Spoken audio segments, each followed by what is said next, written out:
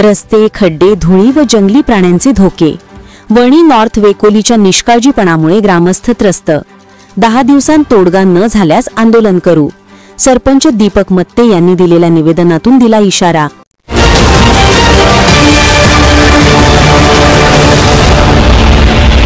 यवतमाळ जिल्ह्याच्या वणी तालुक्यातील पिंपळगाव, बोरगाव, जुनाड परिसरातील नागरिक, शेतकरी आणि प्रवासी वेकोली वणी नॉर्थच्या बेजबाबदार कारभारामुळे प्रचंड अडचणीत आले आहेत.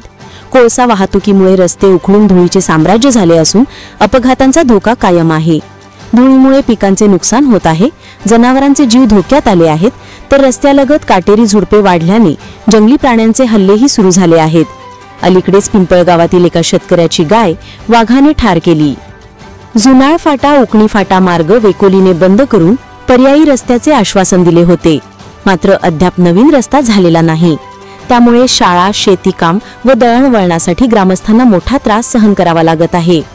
गट ग्रामपंचायत सरपंच दीपक मत्ते यांनी उपविभागीय अधिकारी यांना दिलेल्या निवेदनात म्हटले आहे की 10 दिवसांत ठोस निर्णय न झाल्यास लोकशाही मार्गाने वेकोलीचे कामकाज ठप्प केले जाईल.